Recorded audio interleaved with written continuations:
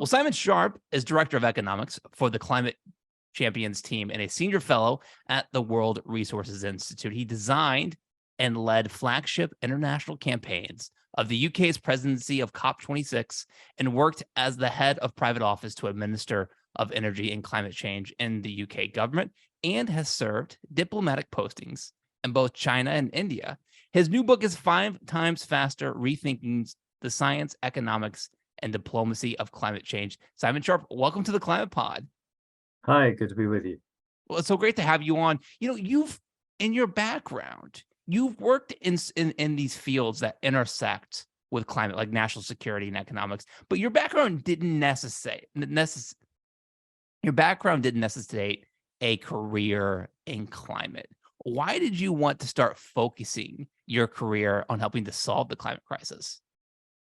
Well, I got into it in a way that quite a few science communication academics suggest shouldn't happen.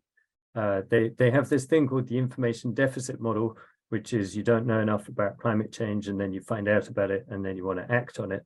And the academics write that that's the wrong model and we shouldn't think of it that way. But actually, that's exactly what happened to me. I knew a little bit about climate change, but one day I happened to watch a presentation that a scientist had put online. And when I got to the end of it, I just thought that is a hell of a lot worse than I'd realized. And it just, from that point, really, it seemed to me this was by far the biggest problem we faced. And so I've been working on it ever since. Your book is called 5 Times Faster, and that's not just a cool goal. Like, we obviously want to go 5 times faster because we need to accelerate climate action right now. But actually, 5 times faster, there's a real argument behind why we need to actually hit that mark. Why is decarbonizing at a rate that's 5 times faster critical now? Yeah, I mean, really, that's just a simple piece of maths, which is over the last 2 decades, we've decarbonized the global economy in terms of emissions per unit GDP at a rate of roughly 1.5% per year.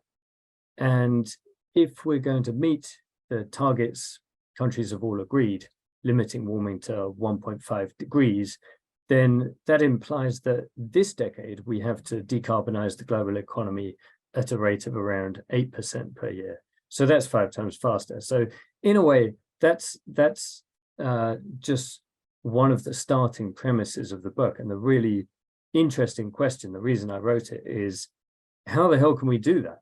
That seems such a big acceleration. It seems almost impossible.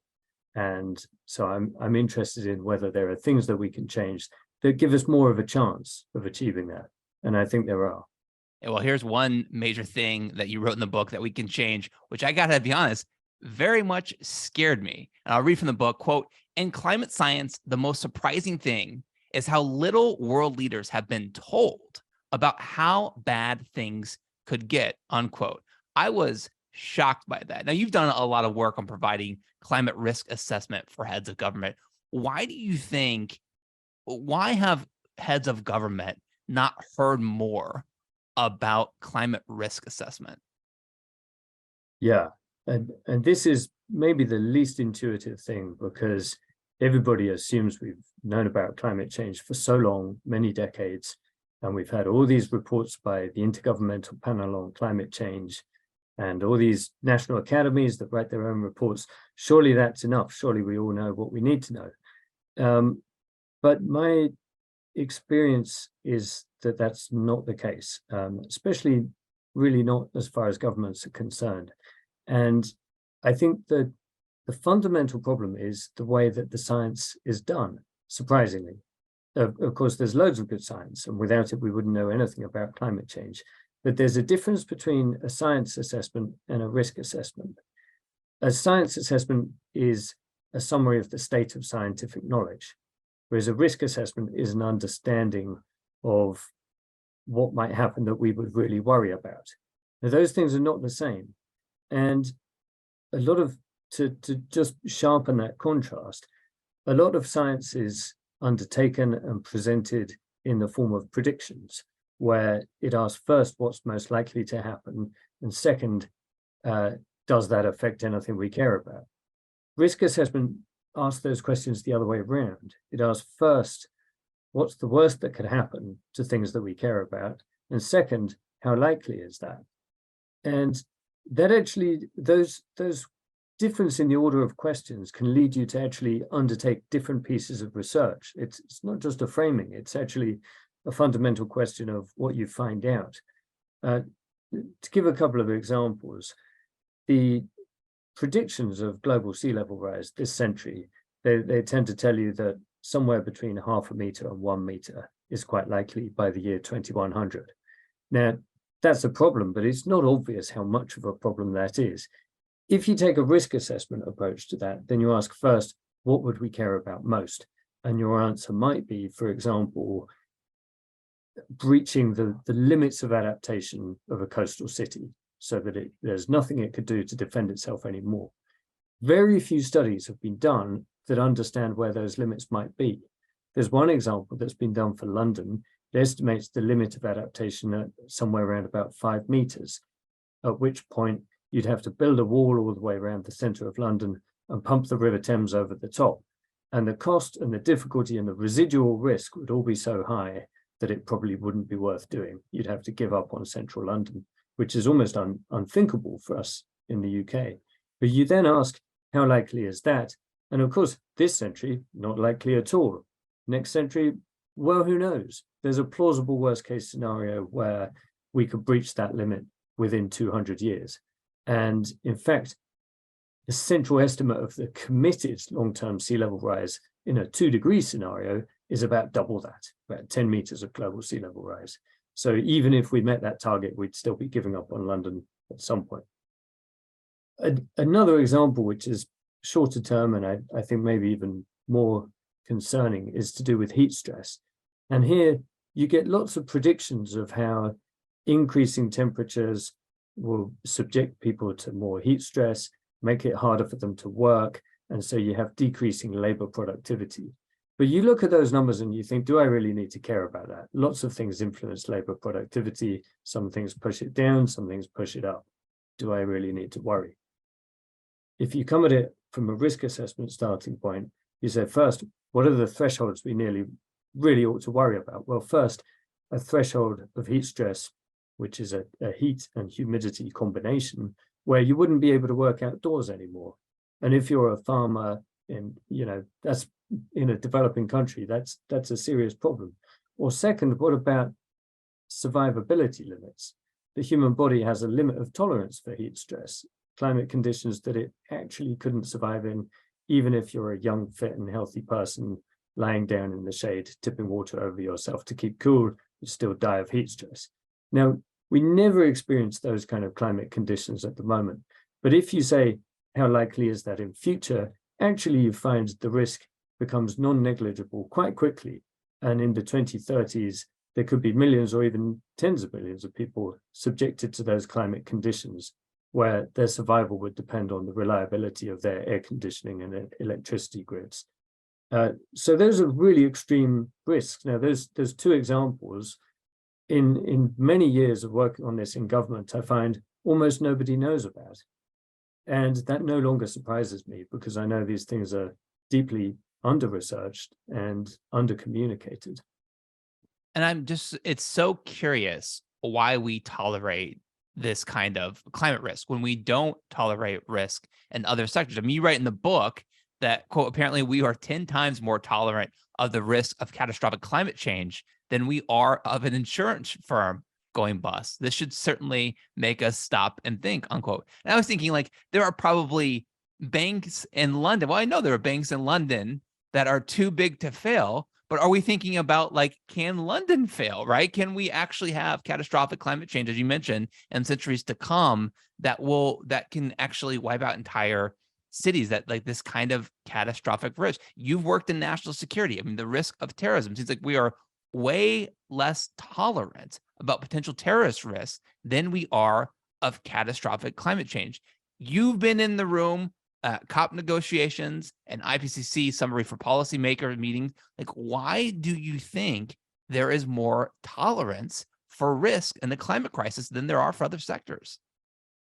That's a good question. And that comparison of tolerance in insurance and on climate change was done by a guy called Oliver Bettis, who is an actuary in the insurance industry. I think so. There are several factors here, and one, of course, everybody knows about, which is the immediacy of the risk. Many risks that we deal with, whether they're in finance or engineering or national security or public health, they're constant over time. The risk today or this year is just as large as the risk in 10 years' time. Climate change is different, as we all know, because the risks grow over time, which makes it easier to underestimate them in the present.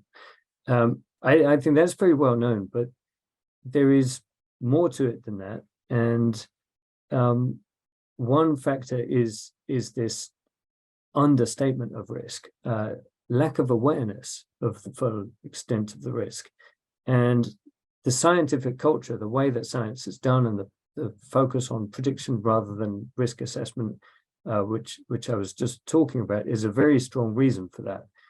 A factor that's linked to it is, if my first point was about the under-researched nature of these risks, the second point is really about under-communication. And here, one thing that's played a role is the misinformation campaign that's been funded by vested interests, which has deliberately intimidated scientists and made them feel that they need to be extremely careful in what they say. Now, that comes on top of a professional culture where they're extremely averse to overstatement. They much prefer to understate their findings, which, by the way, is the opposite of the professional culture in risk assessment. So they've had this intimidating approach. And then you've also had a body of work on the communication of climate science, which has said, well, you shouldn't prophesy doom and gloom, because that will turn people off. It will make them less likely to deal with the problem. Now, I think that line of thinking may well be mistaken on a personal level. I and almost everybody I know who's decided to spend their lives working on climate change did so because they thought it was a huge threat. But more importantly, institutionally, it's unheard of that you would play down a threat because you thought it might somehow turn them off. They might have an adverse emotional reaction to it. This is what we have institutions for, so that we can process information properly and take decisions based on cold reason, not individual psychology. So that is why you have national security risk assessments, is why you have governments. So governments very obviously have to be told the full scale of the threat for climate change, just as they would in national security or public health. And I certainly don't think that will be enough to make them act on it in a proportionate manner. There are all kinds of difficulties with the action side of things, which we'll come on to, but it's surely a necessary condition. If you don't tell governments how bad it is, how could you possibly expect them to react in a way that's proportionate?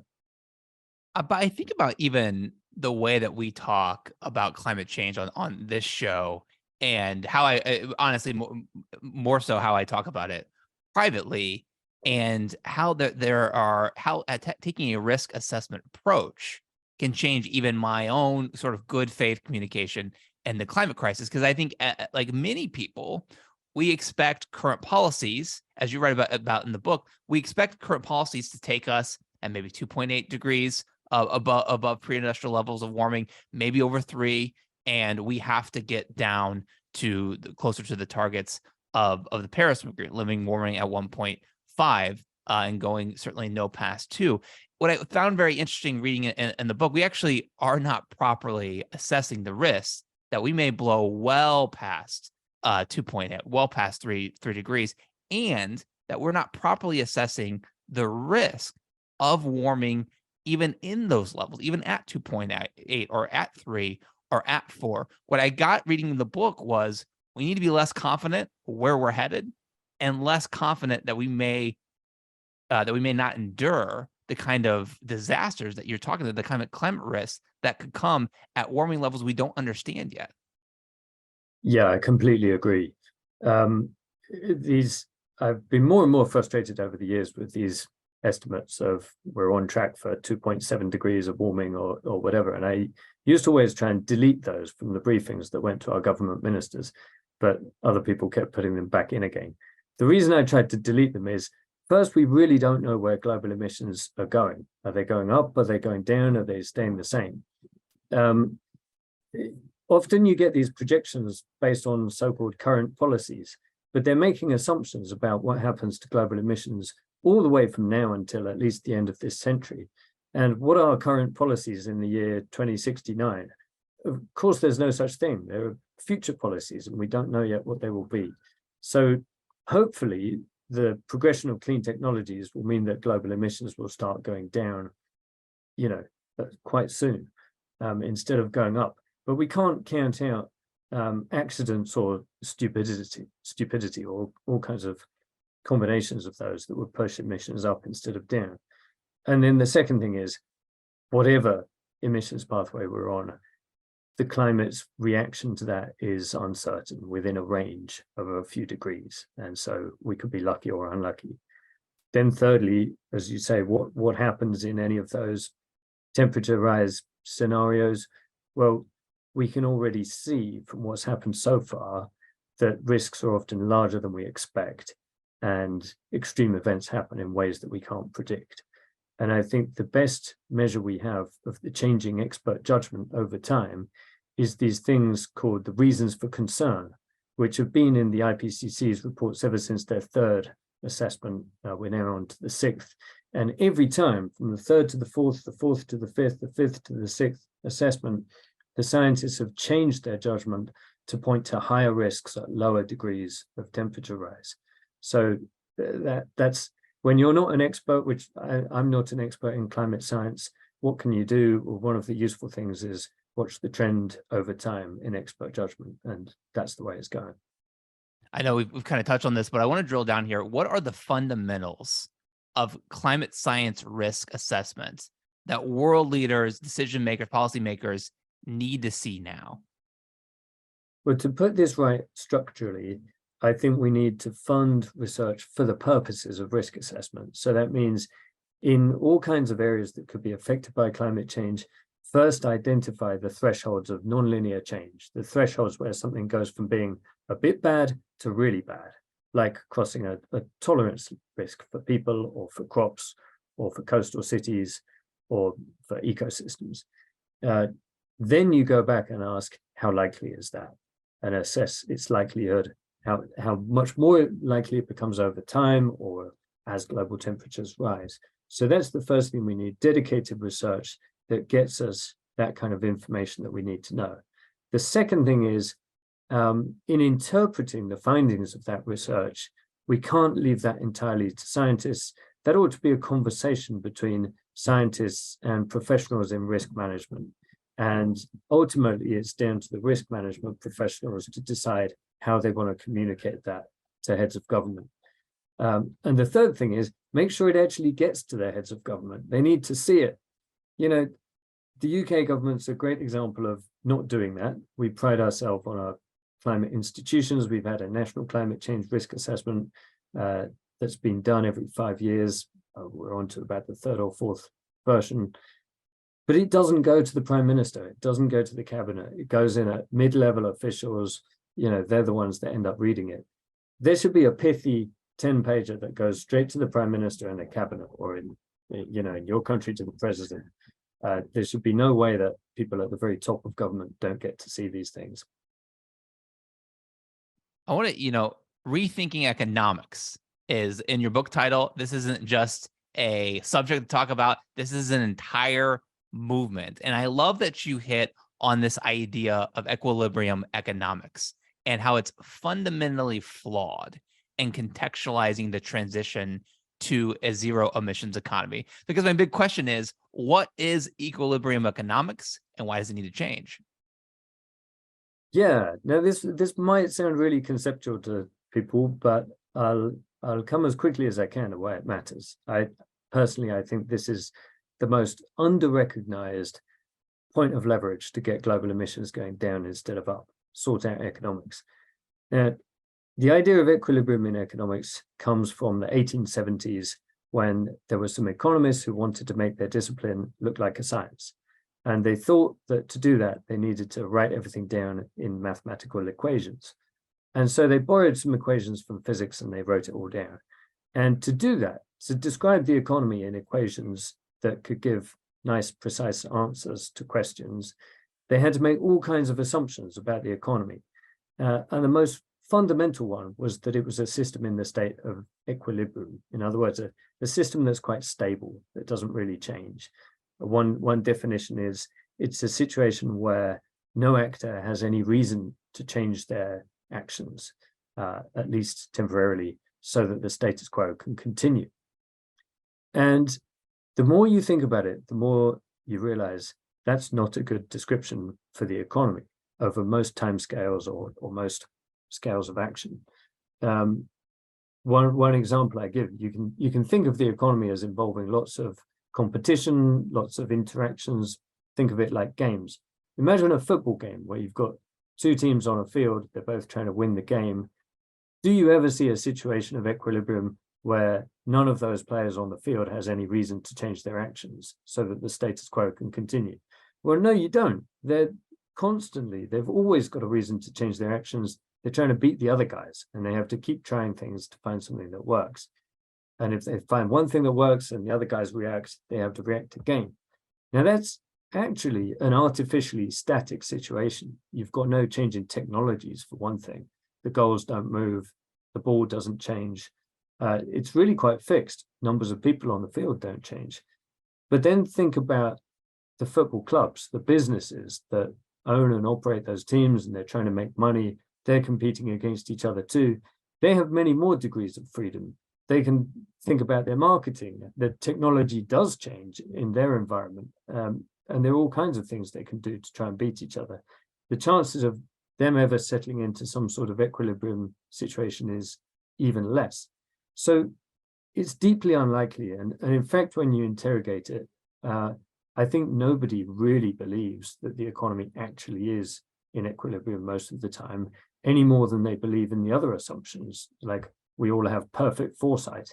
And every time we decide whether to buy a ham sandwich or a cheese sandwich, our brains are doing supercomputing of all the possible states of the future global economy and working out the optimum solution.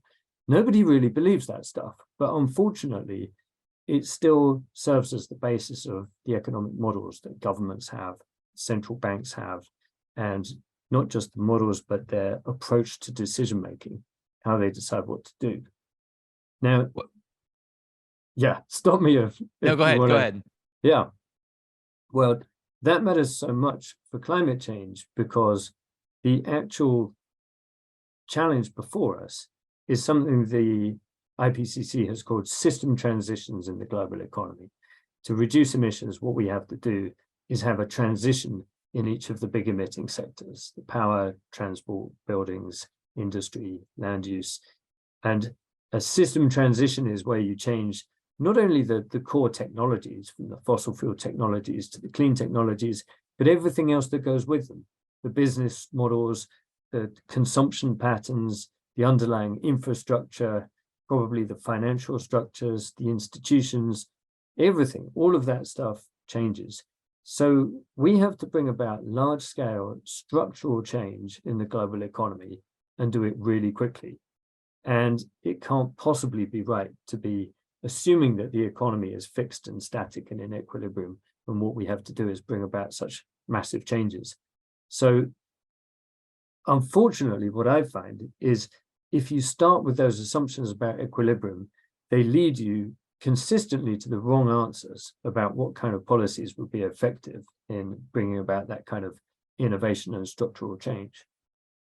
One of the ways you can tell you're reading a really compelling, interesting book on climate is if you learn something that makes you want to go run and tell everyone. And this is definitely something that I experience reading your work on talking about tipping points and tipping cascades, not in climate science, although that's incredibly important, but in how we think about the economics of clean technology. You talk about the UK example of where the country has gotten on electricity generation, or how Norway, how they've gotten to a tipping point on EV. So let's take a step back here. What is how do we get to tipping points in our economies when it comes to the clean technologies?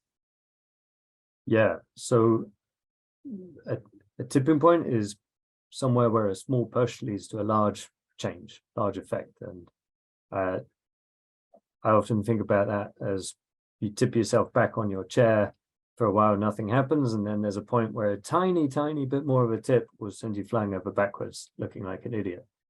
And so these are useful places. They're dangerous if the change is something you don't want, but they're useful places if the change is something you do want. And so it's very worthwhile for us to think about where those tipping points might be in the transitions to clean technologies in each of these emitting sectors. And I think one thing to say is they don't offer us an easy answer.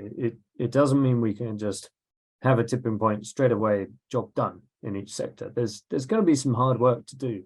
First, you have to develop the new solutions. You have to invest in them seriously, help them grow, help them become viable, bring them into a position where they can start competing against the incumbents. But then once they're there, once they're close and they're in that competitive position, then it may just be that some relatively small additional pushes in the right way can tip the scales and give the clean technologies the advantage. And one of these examples was in road transport, where many countries have been subsidizing electric vehicles. They give you a purchase incentive, a few $1,000s here or there to make them slightly cheaper to buy. There's one country that has used a combination of subsidy for electric vehicles and tax for petrol cars that makes the electric vehicles cheaper to buy, not just cheaper to run over their lifetime, but cheaper at the point of purchase than the equivalent petrol car. And it's Norway that did that. And a few years ago, when I was writing this paper on tipping points, Norway's electric vehicle share of car sales was about 20 times higher than the global average. It's absolutely huge difference. And they were the only country that had adopted this policy of crossing that cost parity tipping point. The other good example I found was in my own country, the UK, in the power sector, where what had happened was, like many other countries, we'd invested in renewable generation. We'd been subsidizing solar and wind, and their share of the market was growing quite rapidly. As it was growing, the space for coal and gas to generate power was shrinking. And so they were competing over this smaller part of the market. But coal and gas had relatively similar costs, but gas was originally a bit more expensive. Then when we had a carbon tax, that it happened to be just the right level to make the coal more expensive than gas. So that swapped them around in the order of things. It meant instead of the gas having to wait for the coal to generate, and then if there was any further demand, then the gas comes on stream, it was the other way around. The coal had to wait for the gas. And that tipped coal from being profitable to unprofitable, and meant that coal power stations swiftly got closed down. And the UK, over a period of a decade, had a power sector decarbonisation that was about 8 times faster, 8 times faster than the global average. So again, that was not just a small acceleration, but a huge acceleration. The most interesting thing for me is, why are there not more of those examples? And I think a big part of the explanation is we haven't been looking for them. Economics hasn't said to governments, go and find the tipping points, look at the cost differentials, figure out how you cross them. Instead of that, it's said, if you're going to price carbon, you need to work out the damages of climate change, divide those up by the tons of carbon, and your so-called social cost of carbon will be the most efficient carbon price. And that's just deeply misleading. It's telling you to go off and look for the solution in entirely the wrong place. It might end up with a helpful price of carbon, or it might not. Completely random. What I love about that sort of tipping point framing is the kind of the tipping cascade, right? Where there's extraordinary value. And let's just focus here on electric vehicles for the sake of an example. There's extraordinary value, and not only decarbonizing transport, but what that does for other sectors of the clean energy economy. So let's focus on electric vehicles. If we were to hit that tipping point on electric vehicles, how does that then impact other areas of the economy as we try to transition to zero emissions? Yeah, sure. So imagine you see that tipping point like Norway's experienced, but that starts happening in the major markets in America, in China, in Europe. And imagine you see a Norwegian style of reaction where everybody goes, oh, okay, electric vehicles are cheaper to buy than petrol cars. That's what I'm going for. By the way, they're more reliable as well, and we'll get the infrastructure sorted pretty quickly.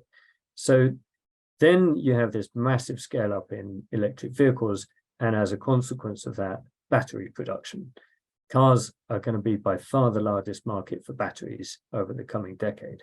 And what happens with batteries, just like we're seeing with solar and wind, is the more of them you make, the cheaper they get. And this relationship is surprisingly consistent, surprisingly predictable.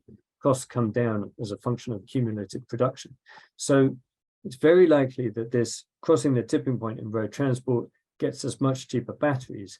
Then one of the things we can use those for is balancing the power sector, where you have solar and wind plus batteries becoming cheaper than coal and gas power. That's another tipping point that we can see ourselves crossing within the coming years. When you have that, it's much easier for everybody to have cheap and clean power, and then you can use that to support the decarbonization of other sectors, like quite a lot of the industrial sectors that we'll need to electrify. So you get these, as you say, tipping cascades that are quite possible across sectors. And it's really useful to look at where best you can start them off. And this example on cars is one of my favorites because you'd only have to have 3 rule setters working together, the guys in Beijing, Brussels, and Washington, and they could easily set a regulatory trajectory that would bring forward that tipping point by about 5 years, just through the economies of scale it would create. So I think those kind of things really do represent big opportunities to go faster. And it's an incredible example of how we can better structure diplomacy, which we will get into in just a minute. One of the things that we have seen across the globe in recent years that has been encouraging in the climate movement on climate action is more subsidizing of renewables. As you write in the book, subsidizing renewables continues to be the most dynamically efficient economic policy. And as you've argued, we in the book, we need regulations, we need tax on pollution. But again, subsidizing renewables is so key. What are some of the key reasons why this continues to be such a great policy? Well, yeah, and I'd draw a contrast between that approach and what we've been advised by economics. What we've been advised very much of the time is that carbon pricing is the most efficient way to bring about decarbonization. And it's very clear where that comes from. It comes from the logic of equilibrium economics. As soon as we start thinking in dynamic terms, then that seems like the wrong approach, because what happens when you invest in clean technologies is you activate a whole load of reinforcing feedbacks, things that amplify the effect of what you're doing. So one of those is learning by doing. The more we make something, the better we get at making it. Another one is economies of scale. The more we make it, the cheaper it tends to get. A third is the emergence of complementary technologies. The more people use a particular technology, the more other technologies emerge that make it more useful. So all of these things work together, and they drive a kind of super feedback of investment, innovation, cost reduction, and demand. And this is why when you look at technology transitions of the past, they don't just go in an incremental linear way, they go in an exponential way, the S-curve, where at the beginning there's extremely rapid growth in the new solutions. So when you subsidize a clean technology, you directly strengthen those reinforcing feedbacks, those increasing returns to scale. It gives you more back than you put in. Whereas if you just tax the incumbent system, the fossil fuels, then to begin with, early in the transition, it doesn't give you any of those kind of benefits. If anything, you're just nudging the incumbent system to operate slightly more efficiently. So you might get some marginal emissions gains, but you don't get that structural change that you're looking for. So I think subsidizing clean technologies is a very important thing to do. The one nuance I'd give is that the right mixture of policies changes over the course of the transition. So that targeted investment is especially important early on. Once the new technology becomes quite competitive, sometimes regulation is a really good way of spreading it very fast through the market and encouraging its cost to continue to come down. And you don't always need to keep subsidizing quite so much.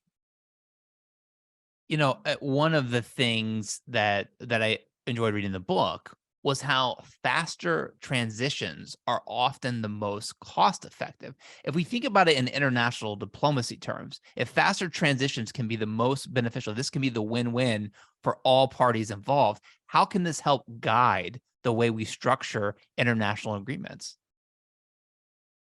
Well, yeah, it is interesting that if you think about the transition as essentially a replacement of capital stock, we're chucking out all the fossil fuel capital stock and replacing it with clean technologies capital stock, then to a sort of really rough first approximation, it might not make very much difference whether we do that quickly or slowly.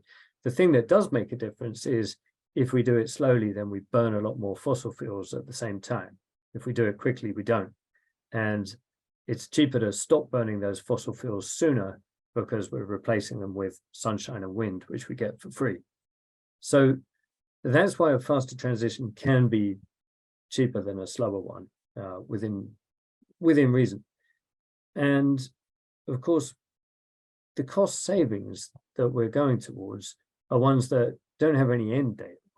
If a clean energy system is cheaper than a fossil fuel system, which it very much looks like it is, it will be cheaper forever. So that's the gain we're moving towards.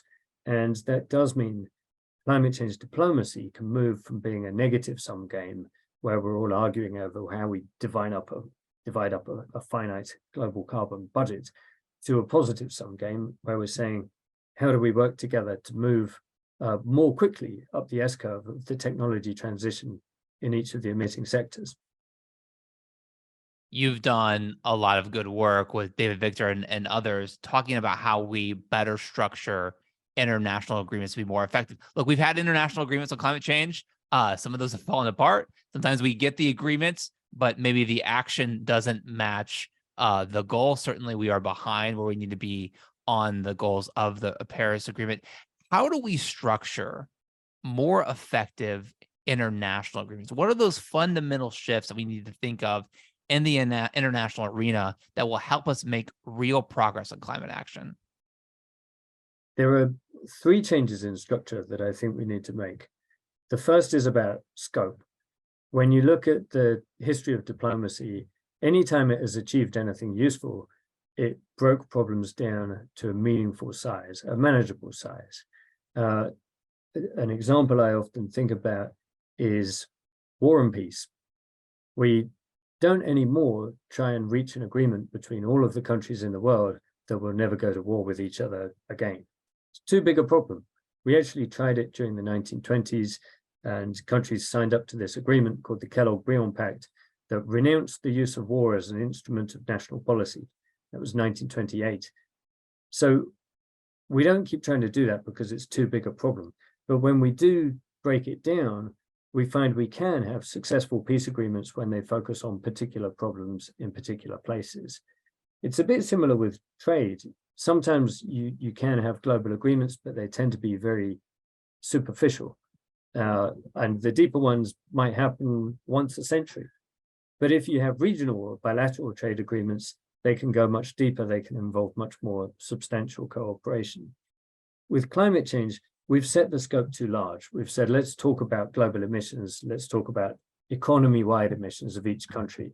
But that's bringing too much into it. It's saying, let's talk about how do we change our entire economies all at once. And actually, what we should be doing is breaking it down into each of the different emitting sectors. Aviation is completely different from agriculture. Shipping is completely different from steel. We need to agree different things in those sectors to start the transition and to accelerate the transition. So that's the first thing, break it down. The second is about participation. What we can give credit to the United Nations negotiations for is producing a global consensus. They involve all the countries in the world, and they've all agreed on some global goals like 2 degrees, 1.5 degrees, and so on. And that's useful. That's a global norm-setting process, but it's clearly not enough to bring about rapid structural change in the global economy, which is what we need. Now, in each of the main emitting sectors, you tend to find that the top 10 countries accounts for about 3/4 of the global market, either in terms of production or consumption. And that's easily enough. That's easily a critical mass to shift that sector and shift the whole global market with it. So actually, we need quite small groups of countries in each sector pursuing the right kind of agreements. And that doesn't mean the same countries in each one. There are some countries that are very influential in one sector and completely irrelevant in others. The third thing is timing. We spend a lot of time in climate change diplomacy talking about long-term targets, sometimes mid-century targets, sometimes 2030, but it's always about targets. And yet what really matters is actions. When it comes to the future, governments have very low confidence. They'll never commit to ambitious targets because they don't know what they can do. But what we find is when they put the right actions, when they take the right actions, then they end up vastly overachieving compared to the targets they've set. For example, in 2005, if you added up all the targets that governments had for solar deployment by 2020, it came to about 50 gigawatts. When we actually got to 2020, we had more than 700 gigawatts. So it's actions that matter, not targets. That's where the leverage is.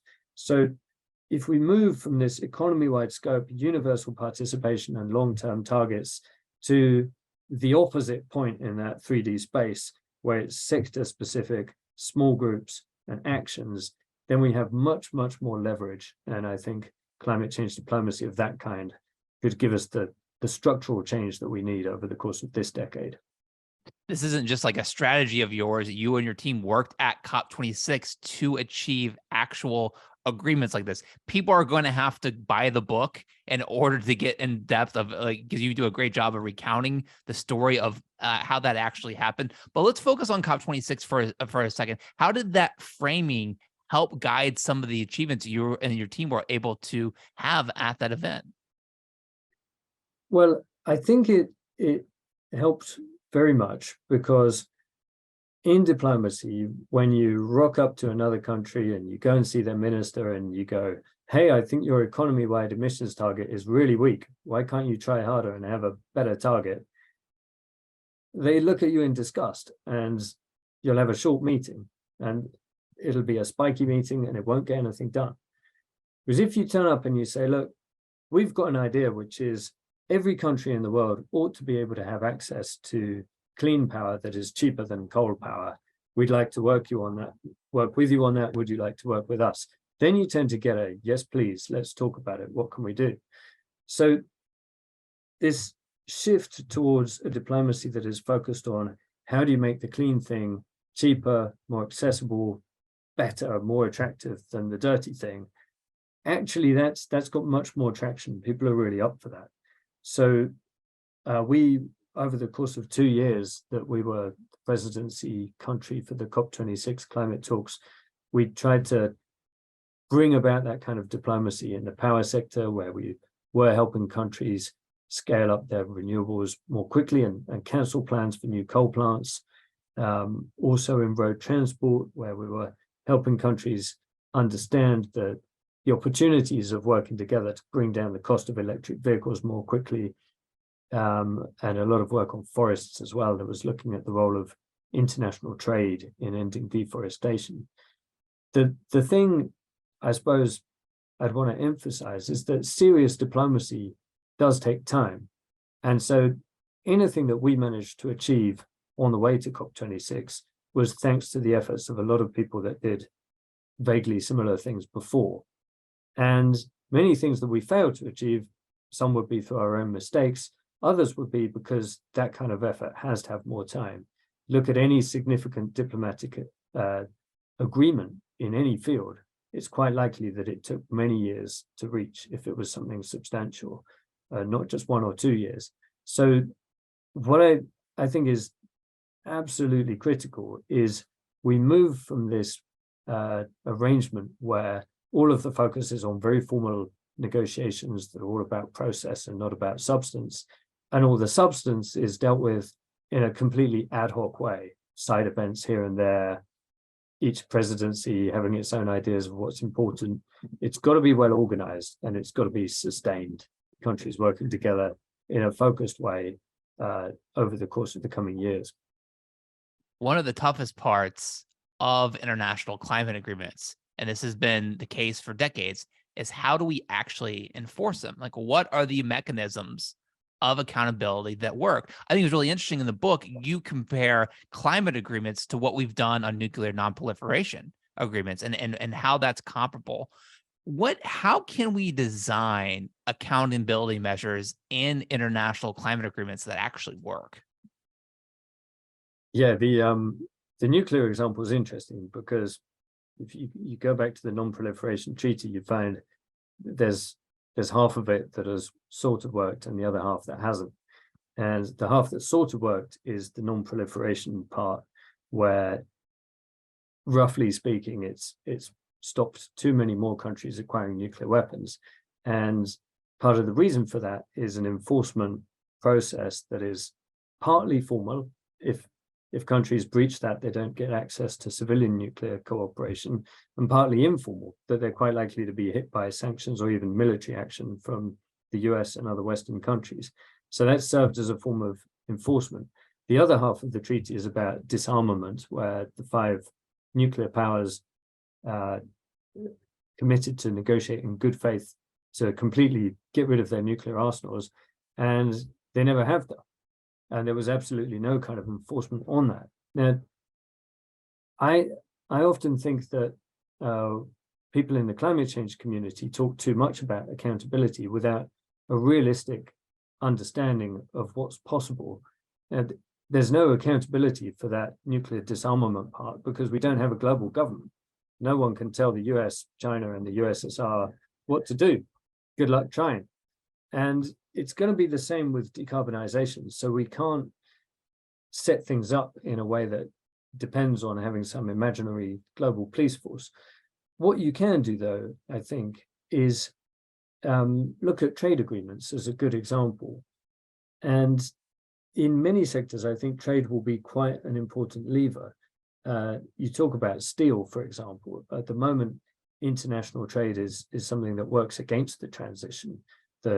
Decarbonized steel will be more expensive. But once we've developed it, once we've created the initial markets, it would be quite possible for the large producer and consumer countries to agree a deal where only zero emission steel is allowed to be traded on international markets. That won't be easy to reach, but it's probably essential. It's hard to see how you could decarbonize the steel industry without it. And once you've got that deal, there's very small additional cost of the decarbonized steel. It doesn't really matter. When you work it through to the final product, it's only an extra 1% or 0.5%.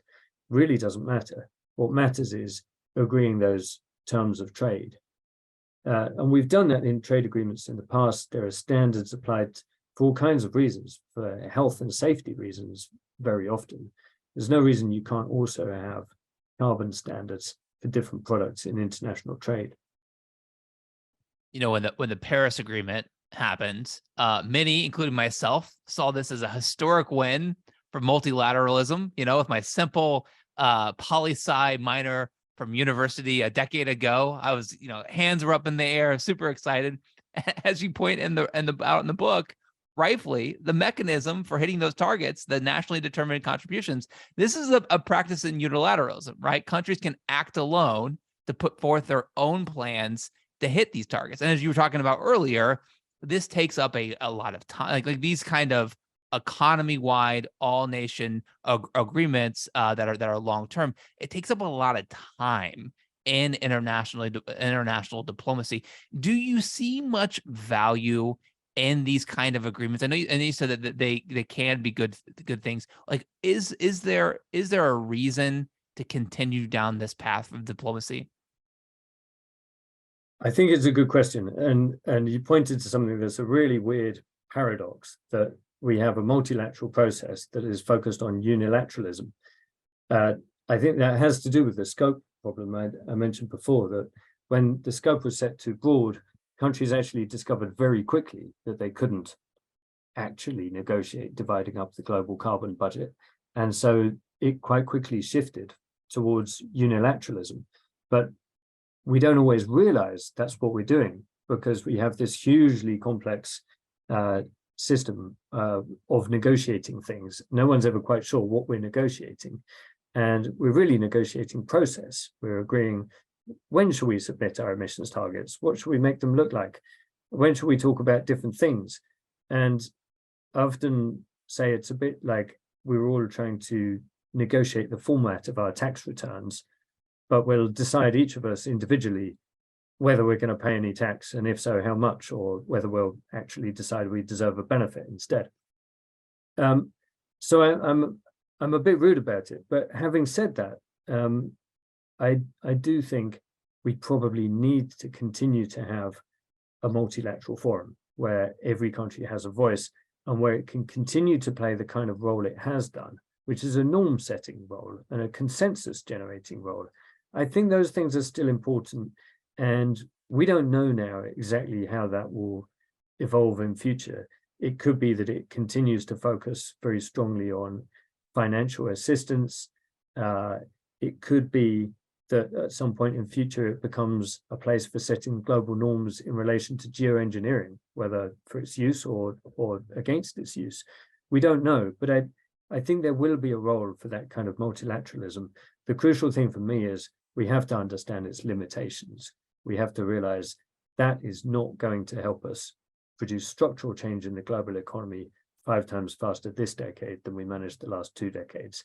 So we have to complement it with a deeper, more focused cooperation in each sector.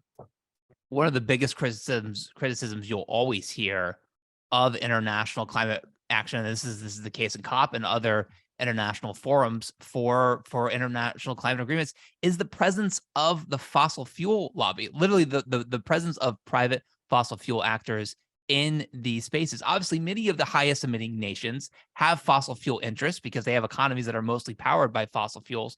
But again, it's not just state actors making the arguments for when and how we transition away from fossil fuel use. Is the presence of private fossil fuel companies in climate negotiations, or around climate negotiations more specifically, does that impede international climate action? Well, there's no doubt that the fossil fuel lobbies lobby as vigorously as they can against the transition that will make their business models obsolete. So we shouldn't be surprised about that. And it's damaging domestically and to some extent damaging internationally as well. I suppose I worry less about that than some people do, because if the international negotiations are structured in a way that makes them ineffective, then there's not very much for the fossil fuel interest to put at risk. It would be more of a threat if we were really having effective negotiations. So if, for example, governments were all meeting very seriously to talk about how do they get oil out of road transport as quickly as possible, I certainly wouldn't want the oil industry sitting at the table. So that would matter more. So I do think it's an important question to ask, but it will be more important when we've structured the diplomacy the right way. When you talk about rethinking science, economics, and diplomacy, these are obviously 3 different things to consider. But I thought it was really interesting that you write near the conclusion of the book that, quote, the obstacles to new thinking in science, economics, and diplomacy of climate change are, I believe, connected, unquote. How so? Yeah, I think they are. And I think it has to do with reductionism, which is where you understand a problem by breaking it up into smaller and smaller parts. And this is an approach that has dominated Western science since the Enlightenment, and has brought us lots of progress, lots of good things. But often when you do that, then what you appreciate less is the dynamics of the system, the behavior of the system, which is not the same, can't be extrapolated from the behavior of its individual parts. So, for example, when you study a water molecule, you can understand all of its parts and all of its characteristics, but you can't extrapolate from that how the weather is going to behave. And it's the same in many ways with the economy, it's the same with the Earth system, and it's the same with diplomacy. And this understanding of complex systems and how they behave is a relatively recent one. It's only really entered the natural sciences over the latter half of the last century. But you do now see, if you look at the climate science institutes, you have people who are specializing in Earth systems science, where they're not just studying one crop or one particular thing. They're looking at how does the whole system behave. And very much I argue that's what we need in economics too. The model we have is where you understand one consumer and then you literally extrapolate from that one person to predict how the whole economy is going to behave. That cannot be right. The economy also is a complex system, and we need to understand the phenomena that only happen at the system level, which includes things like financial crises. It includes things like increasing inequality, as well as the technology transitions that really matter to climate change. And diplomacy is really just an extension of that. It's understanding the behavior of those economic systems at the global scale, not just the national scale, and understanding how we can work with those dynamics and manage them. So I think that better understanding of complex systems and their dynamics, that's fundamental to all three of the problems I outlined. Yeah, and if you want to explore more, I cannot recommend the book more.